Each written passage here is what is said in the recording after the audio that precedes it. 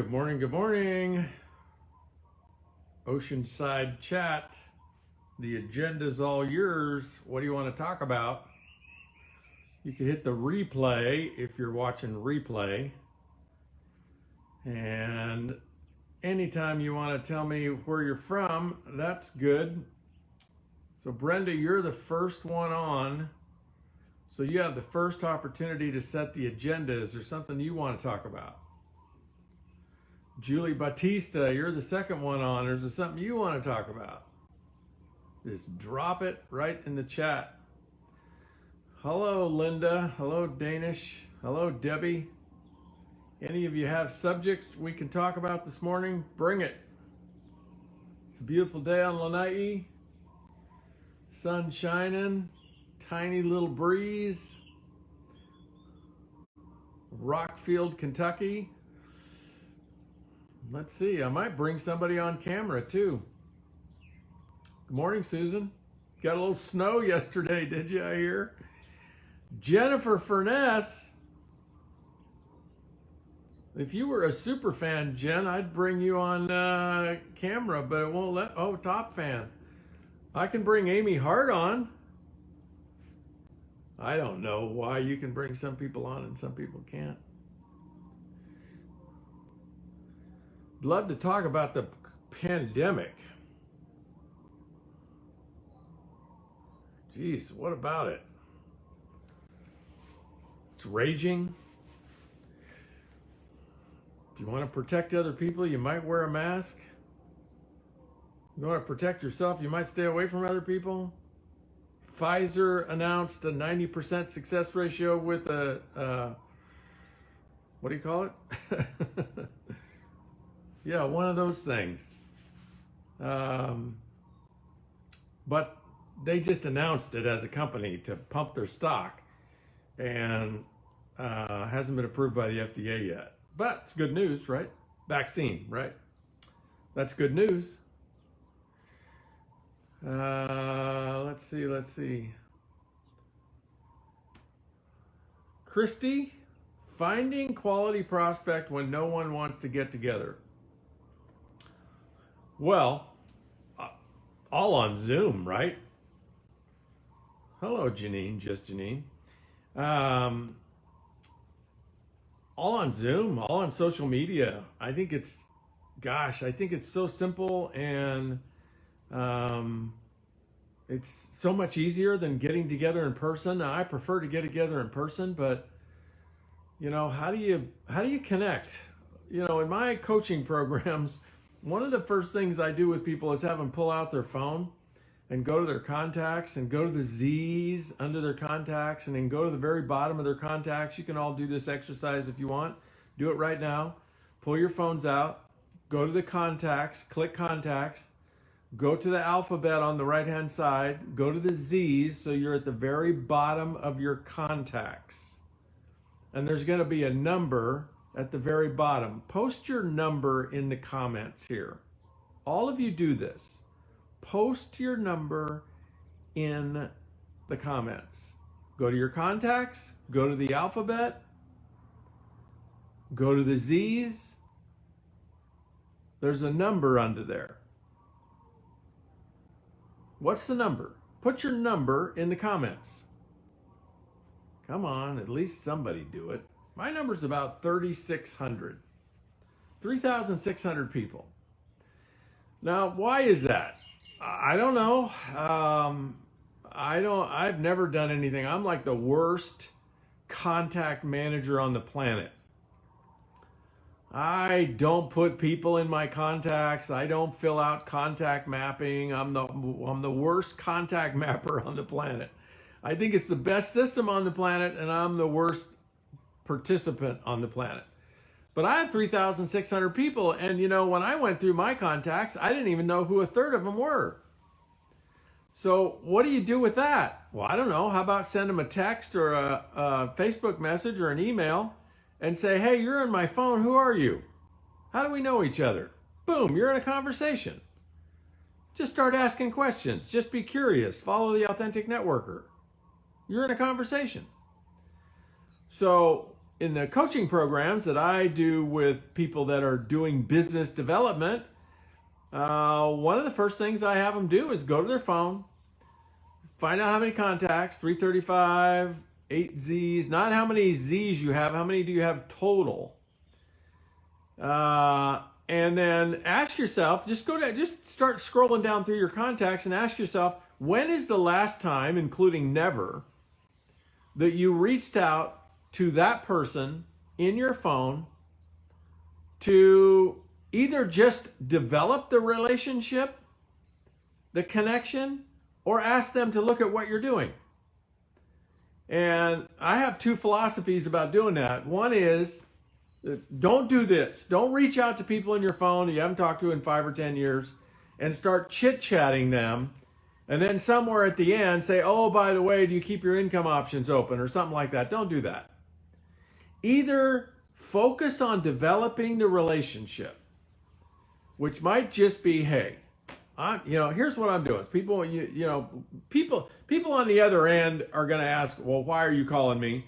And you're going to be present to the question, why am I calling people? It feels kind of weird. I'm calling people or texting people that I haven't talked to in 5 or 10 years. It's as simple as this, folks. Just tell people, hey, Brenda, it's Richard Brooke. I don't know if you remember me or not. Maybe you don't even know who I am. I don't know who you are, right?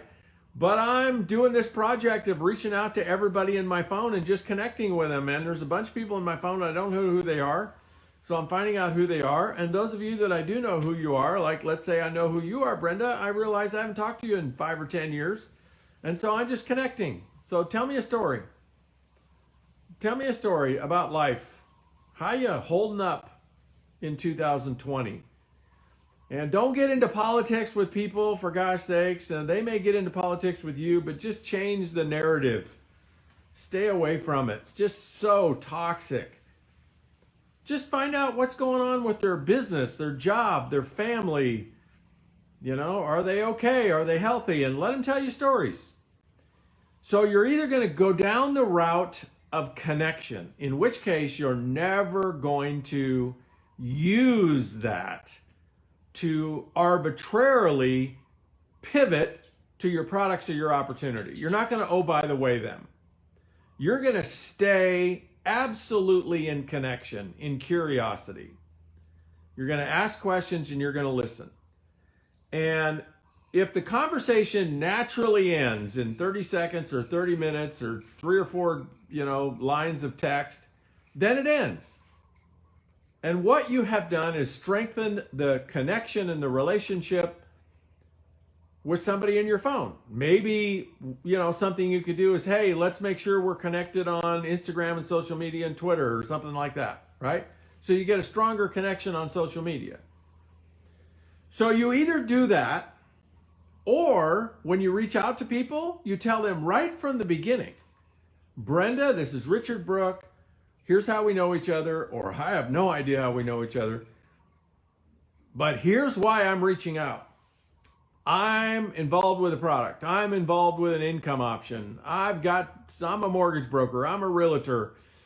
I'm a whatever. And I'm developing new business. I'm asking my connections if they'd be willing to look at what I'm doing.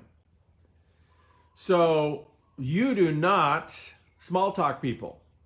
You can say, hey, this is Richard. I mean, remember me. This is how we know each other, right? But as soon as that little tiny bit of establishing who's who, you get right into the invite. And the invite is, hey, I'm developing new realtor clients. I'm developing new mortgage people. Do you have any interest at all in looking at refinancing your mortgages?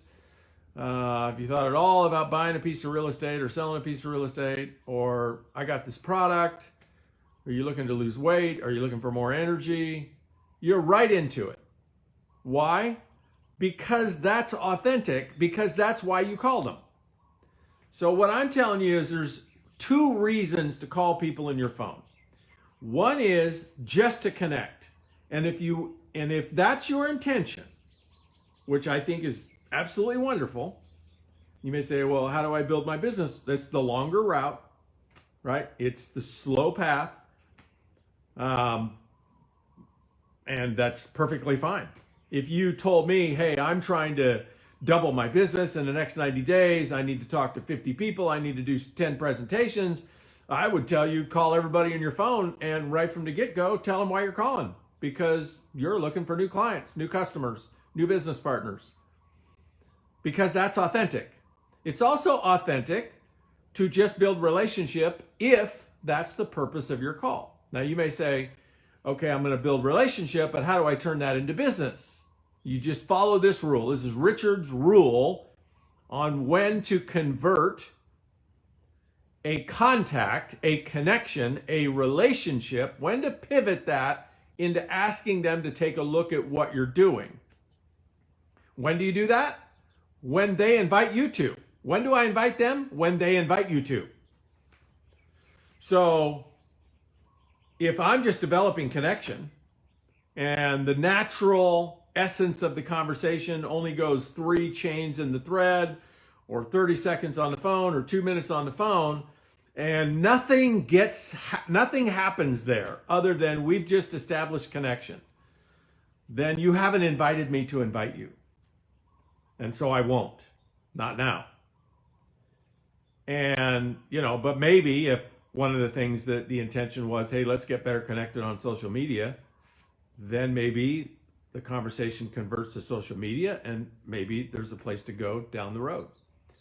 Let's say you and I have a 10 or 15 minute conversation, and in that conversation, you tell me, I got 3 kids. I want to get them into college. I don't have any idea how to pay for it. Well, I could invite you then, or what I could do is have patience, because now I know you have a need for my financial opportunity. Or you could say, we're thinking about moving to Kentucky. Well, I could, bring up real estate now if I'm a realtor, or I could just be patient because now I know you have a need. So I could circle back in a week, 2 weeks, and say, hey, I was just thinking about what you said about moving. And I realized, even though I'm a realtor in Sarasota, I'm totally connected.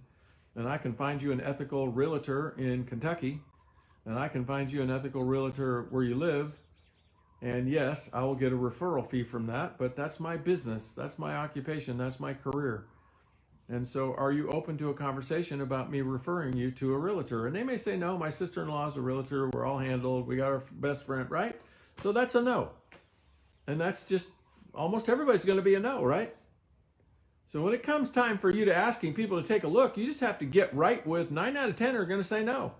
Either because they don't have enough information, they don't want to deal with the decision at the moment, you caught them off guard, or they have a good reason for saying no. And if you're not good with the no's, like if you can't embrace the no's, you're dead in business development. It'll never happen. If you have the paradigm that everybody's supposed to say yes for you to stay motivated, quit. Go do something else. Get a job.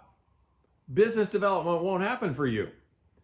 You got to have the paradigm that the more no's you get, the closer you are to a yes. So the more people who tell you no, the more fired up you get because you're closer to a yes. So if I ask the first person and they say no, the second person I'm actually more excited because I'm closer to a yes. I get 8 no's in a row and I can't hardly even stand